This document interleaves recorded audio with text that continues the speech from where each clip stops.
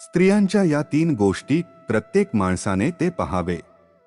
नमस्कार प्रिय दर्शकांनो, मित्रांनो, आजचा भाग खूप माहितीपूर्ण आणि खूप प्रेरणादायी आहे. प्रत्येक पुरुषाने आपल्या पत्नीच्या या 3 कृती जाणून घेतल्या पाहिजे. आणि श्रोते, जो पुरुष आपल्या पत्नीच्या या 3 कृतींकडे लक्ष देतो आणि त्याकडे लक्ष देतो तो कधीही दुःखी राहत नाही.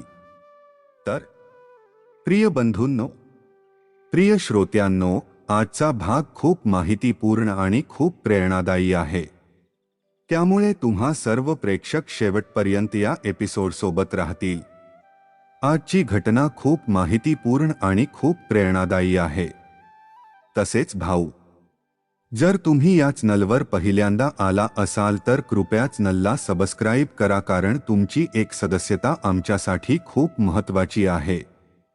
तुमचे सदस्यत्व आमचे तसेच दर्शकांचे मनोबल वाढवते. तुम्ही ही प्रेरणादायी आणि माहितीपूर्ण कथा तुमच्या मित्रांसोबत जरूर शेअर करा, जेणेकरून इतर लोकांनाही या कथेचा लाभ मिळू शकेल.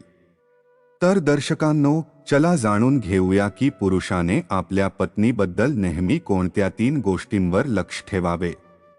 श्रोते, या कथेद्वारे जाणून घेऊया. मित्रांनो, एकेकाळी एक शहर होते. राम नावाचा राजा होता. राजा रामशेठच्या घरात पैशाची आणि धान्याची कमतरता नव्हती. राजारामच्या धन्याच्या घरी एक सुंदर मुलगी होती. मित्रांनो, राजा रामशेठला मुलगा नव्हता, म्हणूनच राजा राम आपल्या मुलीवर खूप प्रेम करत होता आणि आपल्या मुलीला मुलासारखा मानत होता. मित्रांनो, त्याचप्रमाणे राजाराम सेठनेही आपल्या मुलीला शिक्षणासाठी पाठवले नाही आणि तिला सतत सोबत ठेवले. तो कुठेही गेला की प्रेक्षकांना खांद्यावर घेऊन जात असे. तसेच राजारामने आपल्या मुलीचे खूप लाड केले आणि तिच्याशी खूप प्रेमाने वागले. पण प्रेक्षक, असे म्हटले जाते की पालकांकडून खूप प्रेम आणि आपुलकी त्यांच्या मुलांसाठी नेहमीच घातक असते. मित्रांनो, असेच चालू असताना राजाराम सेठची मुलगी मोठी होऊन तरुण होते. त्याची मुलगी तरुण होताच राजा रामशेठच्या मनात एक चिंता निर्माण होऊ लागते. राजाराम सेठ विचार करू लागतात की आता आपली मुलगी प्रौढ झाली आहे. आता ती मोठी झाली आहे आणि मुलगी नेहमीच अनोळखी असते. त्यामुळेच आता माझ्या मुलीशी लग्न करावे असे मला वाटते. पण मित्रांनो, राजा राम सेठ यांना ही काळजी वाटत होती की संपूर्ण राज्यात आणि जवळपासच्या अनेक राज्यात माझ्यापेक्षा श्रीमंत कोणी नाही. मी या सर्व राज्यांमध्ये सर्वात श्रीमंत आहे आणि मला माझा जावई, माझा मेहुणा, माझ्यासारखा श्रीमंत कोणीतरी सापडेल. पण मला असं कुठून मिळणार? तसेच राजाराम सेठ आपल्या मुलीच्या लग्नासाठी नाती शोधत राहतो. दुसरीकडे राजा राम सेठ यांची मुलगी रोज तिच्या वडिलांच्या बागेत फिरायला जात असे. एके दिवशी ती तिच्या मैत्रिणींसोबत जात असताना वाटेत तिला राजाराम सेठची मुलगी भेटली. एका लोहाराच्या मुलाने ते पाहिले. दृष्टिकोन: राजा रामशेठच्या मुलीचे सौंदर्य पाहून लोहाराचा मुलगा तिच्याकडे आकर्षित होतो आणि तिच्या प्रेमात पडतो. आणि लोहाराचा मुलगा विचार करू लागतो की ही मुलगी किती सुंदर आहे. आता काहीही झालं तरी मी लग्न केलं तरच लग्न करेन, जीव गेला तरी चालेल. प्रेक्षक, त्यानंतर राजा रामशेठ यांची कन्या कोण होती? ती तिच्या वडिलांच्या बागेत फिरते आणि परत तिच्या घरी जाते. दुसरीकडे राजाराम सेठ आपल्या मुलीचे लग्न निश्चित करतात. दुसरीकडे दर्शक, लोहाराचा मुलगा विचार करतो की उद्या मी त्याला बागेत भेट देईन आणि उद्या मी त्या व्यापाऱ्याच्या मुलीला भेटेन आणि उद्या मी तिला सत्य सांगेन की माझे तिच्यावर प्रेम आहे. प्रेक्षक, दुसऱ्या दिवशी पुन्हा असेच राजाराम सेठची मुलगी बागेत फिरायला गेली की तिला पाहून लोहाराचा मुलगाही तिच्या मागे लागतो. लोहाराचा मुलगा बागेत जाताना पाहणाऱ्याला पाहताच राजाराम सेठची मुलगी वडिलांच्या बागेत फिरत असते. छान फुलांचा वास येतो.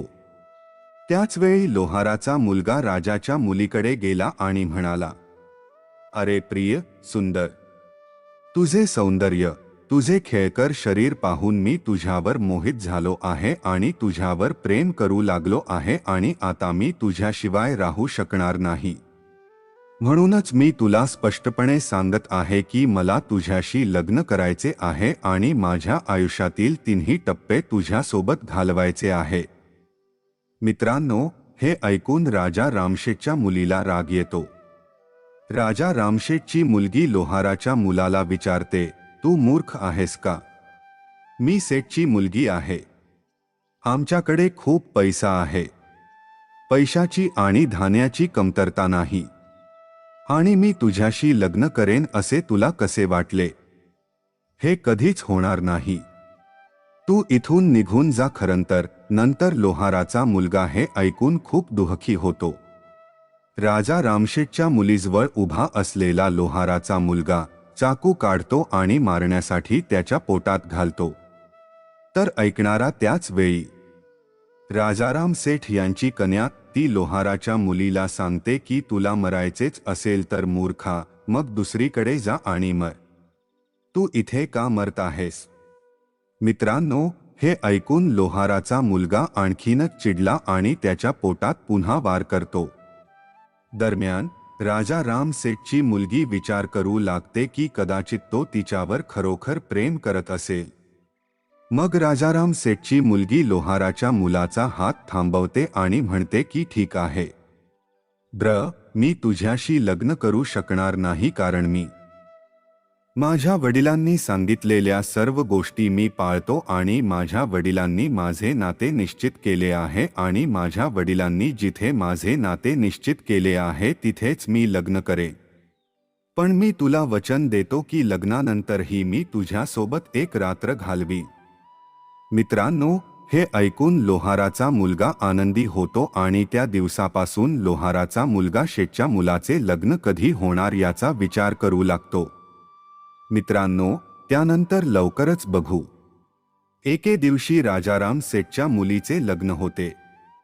ती तिच्या सासरी जाते आणि लोहाराचा मुलगा विचार करू लागला की लग्न होऊन बरेच दिवस झाले, पण आजतागायत सेठची मुलगी त्याच्याकडे आली नाही.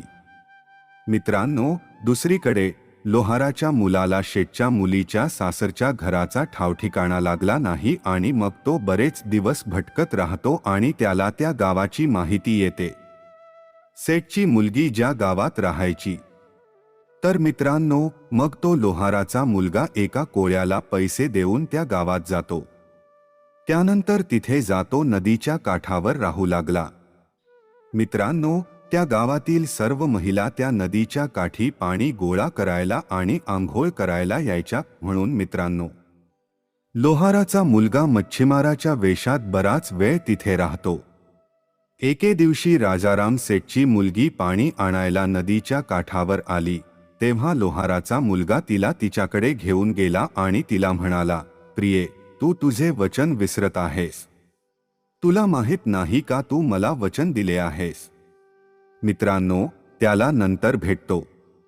सेठ, श्रीमंत सेठ, राजारामची मुलगी तिचे वचन आठवते आणि तिच्या प्रियकराला सांगते की हे करणे ठीक आहे. आज रात्री माझ्या घरामागील पिंपळाच्या झाडामागे या आणि तिथे भेटू. मित्रांनो, नंतर राजाराम सेठची मुलगी पाणी घेऊन सासरच्या घरी जाते. ती तिच्या घरी जाते. त्यानंतर रात्रीची वेळ होताच ती तिच्या कुटुंबातील सदस्यांना जेवण देते. ती स्वतः अन्न खाते, तिच्या पतीचा पलंग बनवते आणि नंतर त्याच खोलीत जाते. मित्र भिंतीवर डोके ठेवतात आणि रडू लागतात. नंतर तिचा नवरा तिला विचारतो की काय प्रकरण आहे प्रिये, का थांबतोयस? तर मित्रा, मग राजाराम सेठची मुलगी त्याला संपूर्ण कथा सांगते की तिने लग्नापूर्वी एका पुरुषाला असे वचन दिले होते, पण आता मी बांधलेले घर मी नष्ट करतो. मित्रांनो, हा तिसरा आहे. प्रत्येक पुरुषाने आपल्या पत्नीच्या खर्चाची काळजी घेतली पाहिजे, कारण असे म्हणतात की जो कमावतो त्याला सर्व काही माहीत असते. त्याचप्रमाणे स्त्रिया खूप पैसे खर्च करतात आणि अनावश्यक पैसे अजिबात खर्च करत नाहीत. वजन जाणवत नाही. त्यामुळे श्रोत्यांनो, तुम्ही तुमच्या पत्नीच्या खर्चाबाबत सदैव सावध व सावध राहा. श्रोता, जर तुम्ही या 3 गोष्टींचे पालन केले तर तुम्ही कधीही गरीब राहणार नाही. श्रोते हो, तुम्हाला आजची व्यक्ती कशी वाटली? कृपया कमेंट बॉक्सद्वारे सांगा. तर भेटू पुढच्या व्हिडिओमध्ये. तोपर्यंत काळजी घ्या. धन्यवाद सर. नमस्कार.